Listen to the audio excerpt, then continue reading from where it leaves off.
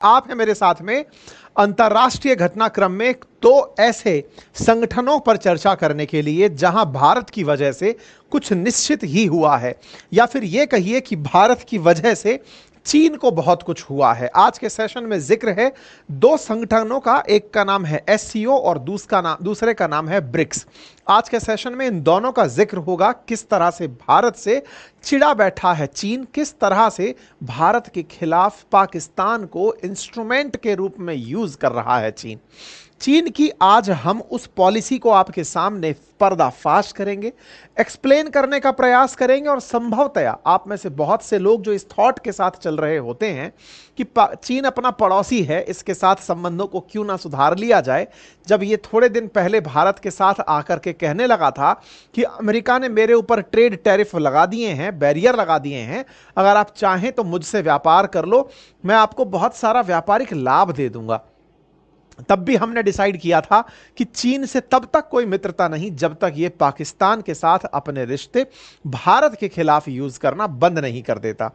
आज कुछ इसी तरह का वाकया है जिसमें हम बताएंगे कि कैसे चीन और पाकिस्तान ने फिर एक बार एक दूसरे के प्रति वही रवैया शो किया जो मच एक्सपेक्टेड था, और हो भी क्यों ना, पाकिस्तान ने अपने आप को इसके सामने परोस कर जो रख दिया है।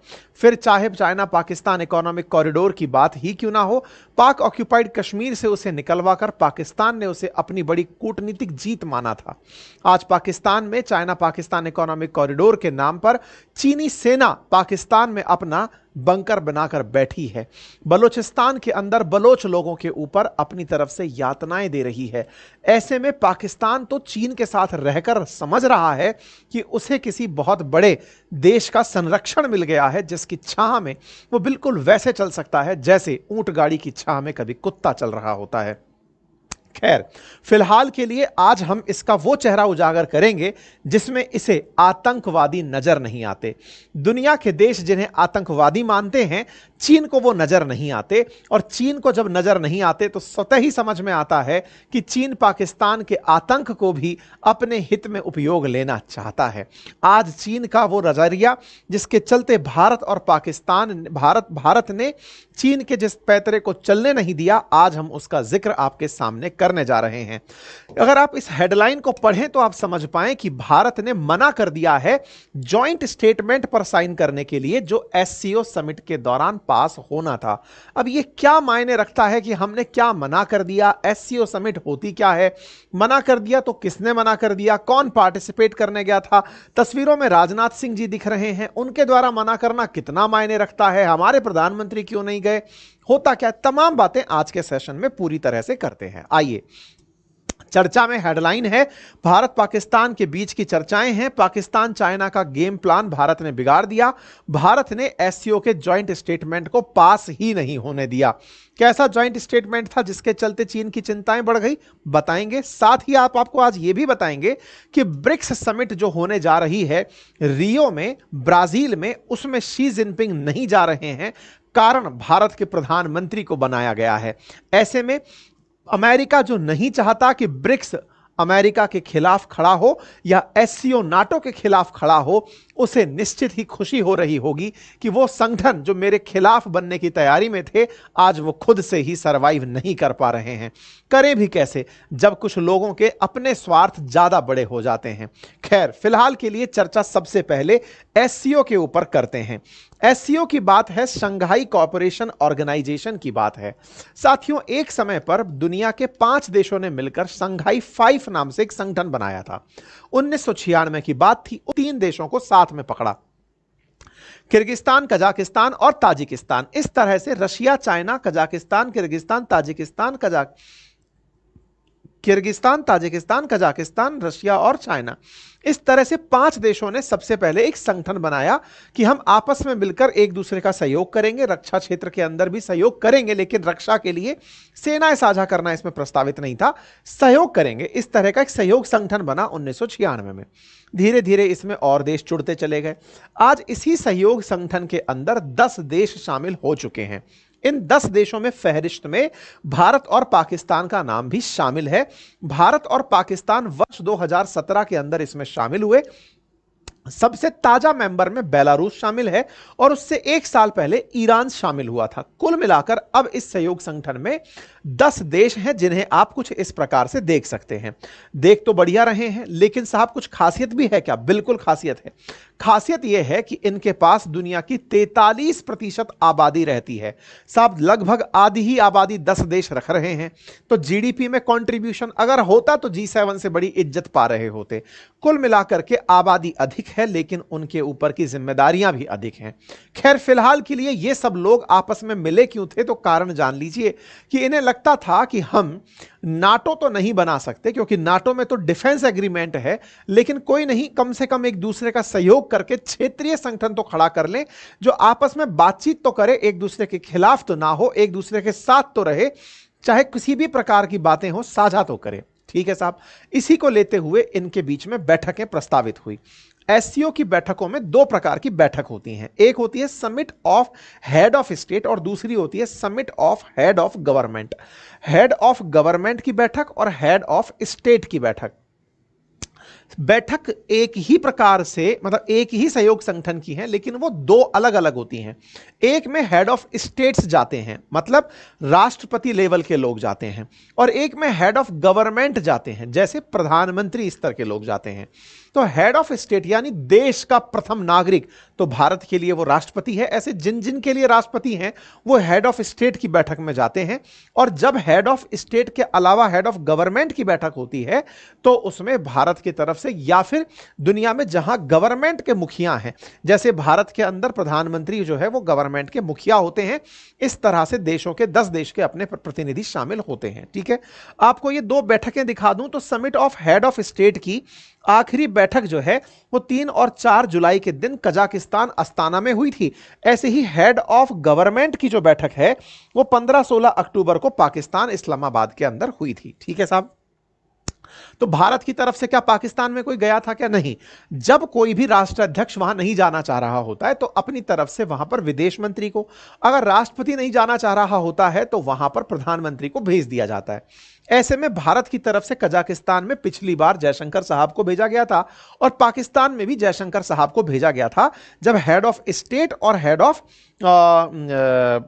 क्या कहते हैं उसको, हेड ऑफ गवर्नमेंट की बैठकें हो रही थी। ठीक है साहब, अब चर्चा करते हैं आज के विषय की। आज के विषय में चाइना के अंदर हेड ऑफ स्टेट्स की बैठक होना प्रस्तावित है। कब होना?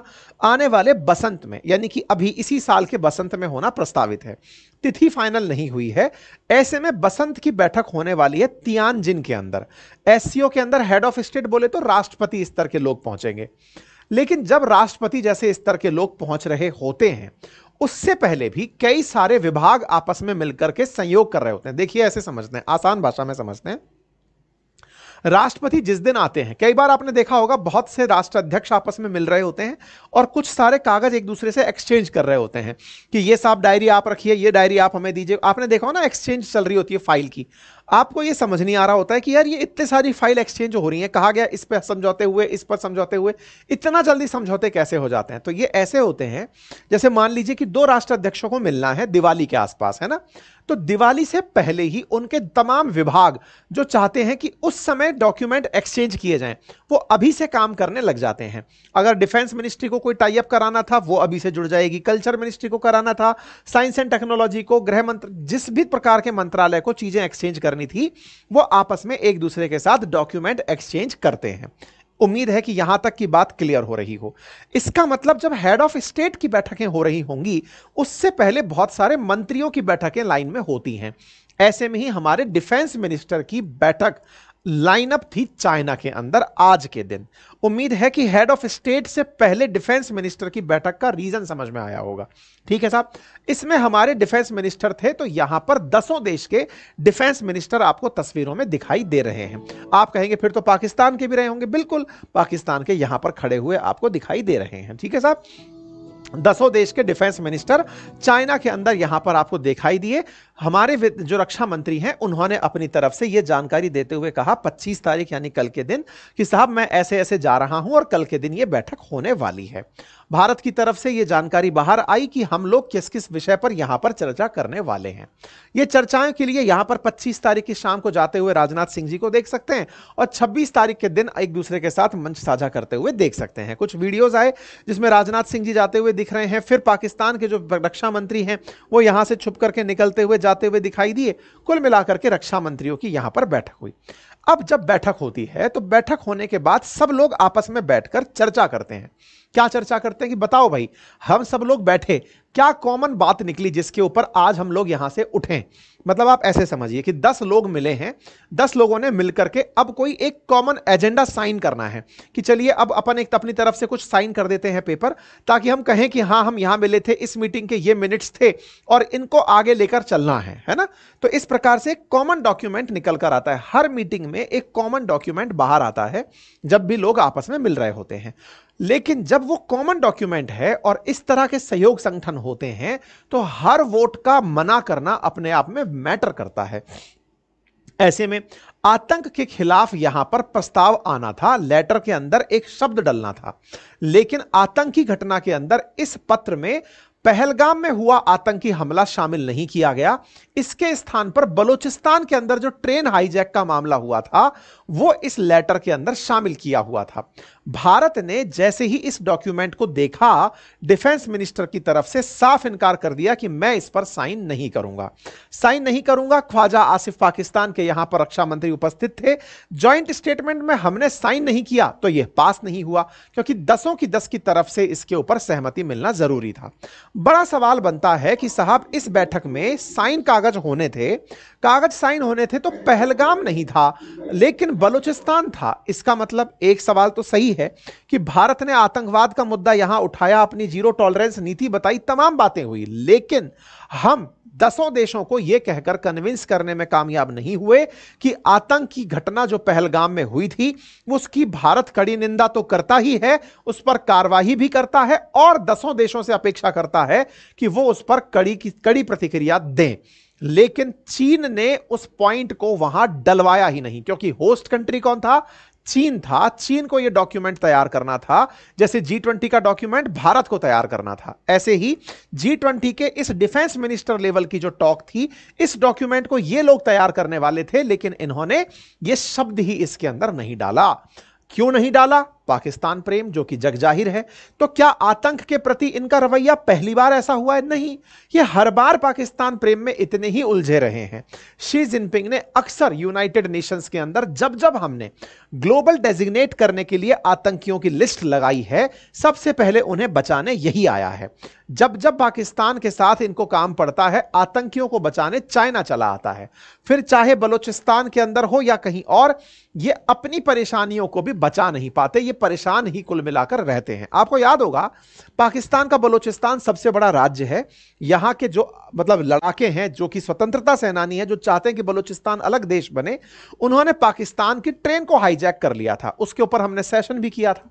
उस ट्रेन के हाईजैक के ऊपर इन्होंने, पाकिस्तान वालों ने कहा था कि ऐसा एक्ट हम बर्दाश्त नहीं करेंगे। चाइना तक साथ में जुड़कर आया था कि हां भाई आपके ऊपर बहुत बुरा हुआ है, ऐसा नहीं होना चाहिए था। लेकिन जब पहलगाम हमला हमारे यहां हुआ तो चाइना की तरफ से एक जांच की डिमांड की गई कि एक काम करते हैं, जांच बिठा लेते हैं कि यह आतंकी हमला किसने किया है। मतलब चाइना भारत के लिए जिस तरह का स्टैंड रख रहा था वो हमको जाहिर था, और हमें तो इतिहास भी पता था।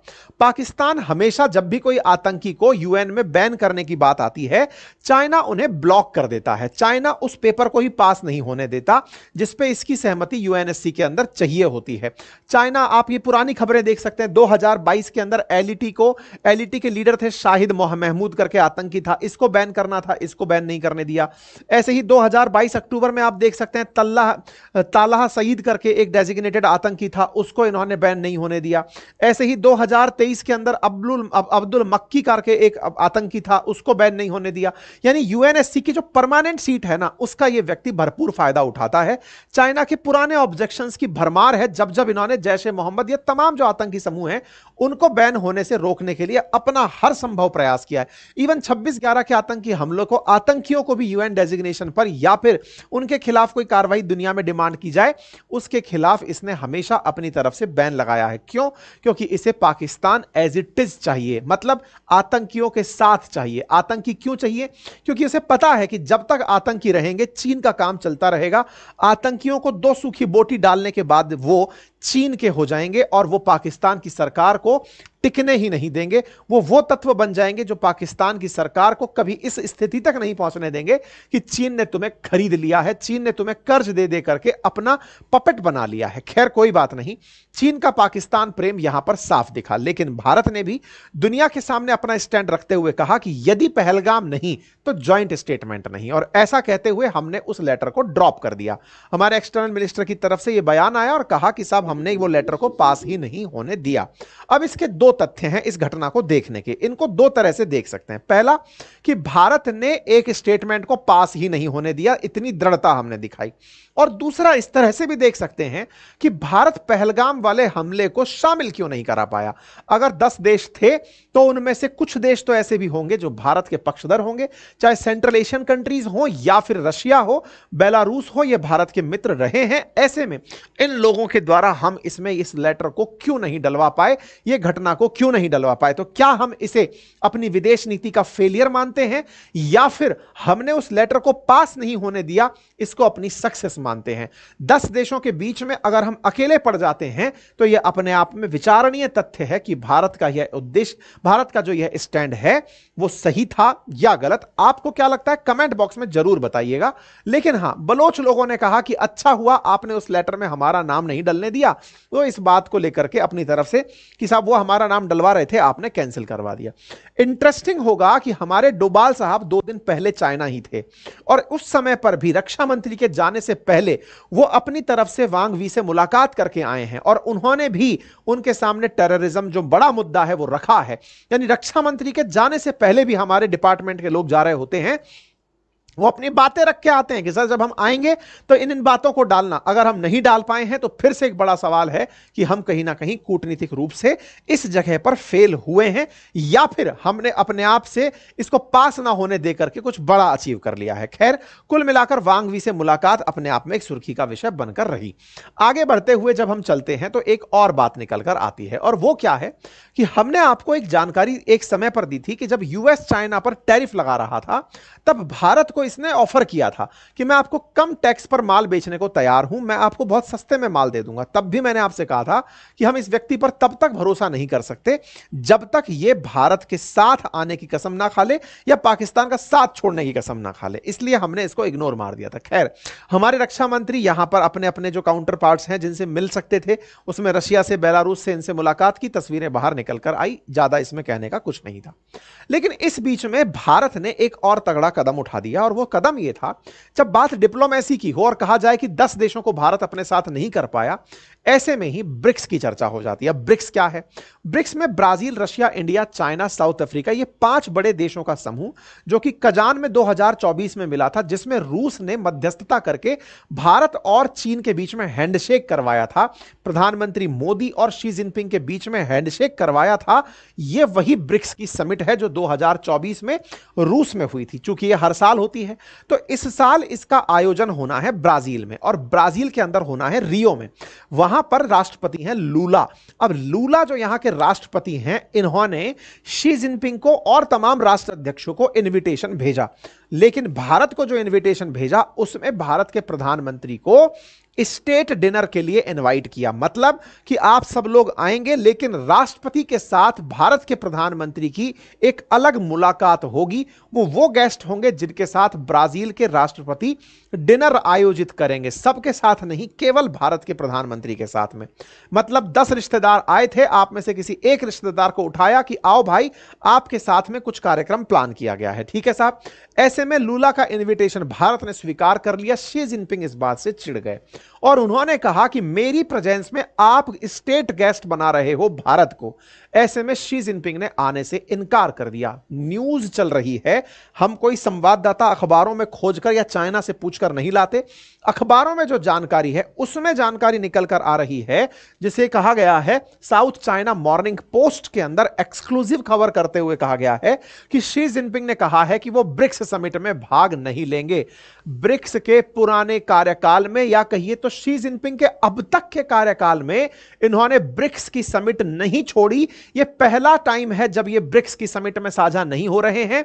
लिखा गया है साउथ चाइना मॉर्निंग पोस्ट में, speculations has circulated that Lula's invitation to Indian Prime Minister Narendra Modi for a state dinner following the BRICS summit may have influenced Beijing's decision, as she could have been perceived as a supporting actor at the gathering। उन्हें लग रहा कि मैं एक सहायक कलाकार हूं, मैं मुख्य कलाकार की भूमिका में नहीं हूं।